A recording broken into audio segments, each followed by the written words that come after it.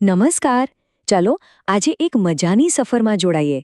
આપણે સાથે મળીને શીખીશું ગુજરાતીમાં અઠવાડિયાના દિવસોના નામ.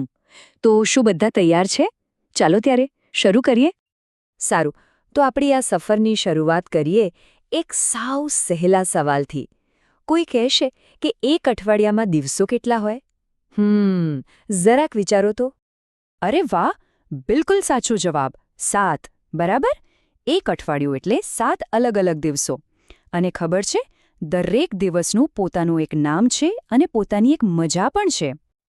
અને આ જુઓ, આ છે આપણી આખી સફરનો નકશો. ધ્યાનથી જુઓ.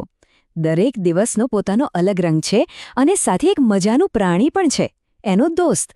આપણે આ બધાને હવે એક પછી એક મળવાના છે. તો પછી રાહ શેની? ચાલો આપણી સફર શરૂ કરીએ. અઠવાડિયાના સૌથી પહેલા 2 દિવસોથી. અઠવાડિયાનો સૌથી પહેલો દિવસ એ છે સોમવાર.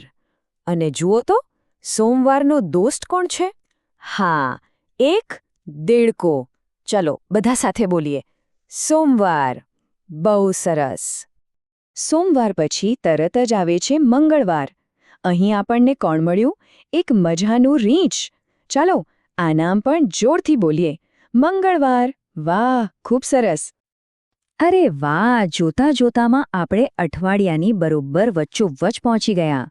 ચલો જોઈએ કે હવે રસ્તામાં આપણને કોણ મળે છે.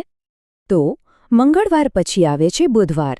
અને બુધવારની દોસ્ત છે એક નાનકડી સુંદર બિલાડી. ચાલો ફરી એકવાર સાથે બોલવાનો પ્રયત્ન કરીએ, બુધવાર. શાબાશ. બુધવાર પછીનો દિવસ એટલે ગુરુવાર.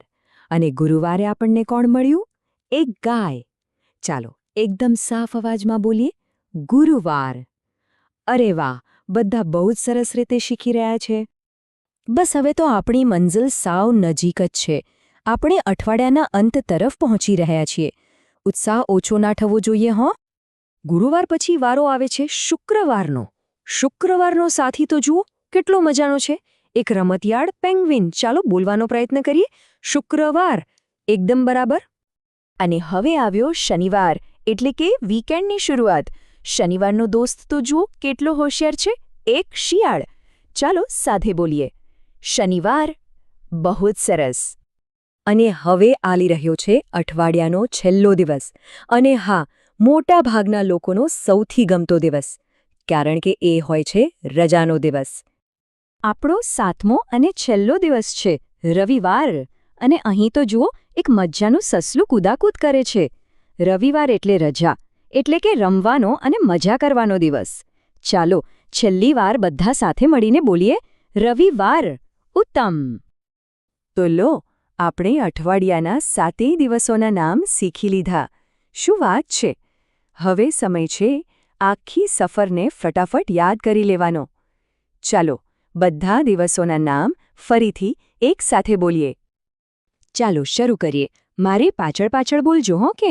સોમવાર, મંગળવાર, બુધવાર, ગુરુવાર, શુક્રવાર, શનિવાર અને છેલ્લે રવિવાર. અરે વાહ, ખૂબ જ સરસ. અને બસ આ સાથે જ આપણે અઠવાડિયાના 7 દિવસોને મળવાની સફર અહીં પૂરી થઈ. હવે તો બધાને 7 દિવસોના નામ બરાબર યાદ રહી ગયા હશે. આ આખો નકશો ફરીથી જોશો તો બધું પાક્કું યાદ રહી જશે. તો હવે એક મજાનો સવાલ. આ જે 7 દિવસ આપણે શીખ્યા, એમાંથી સૌથી ગમતો દિવસ કયો છે? એવો કયો દિવસ છે જ્યારે સૌથી વધારે મજા આવે? જરા વિચારજો.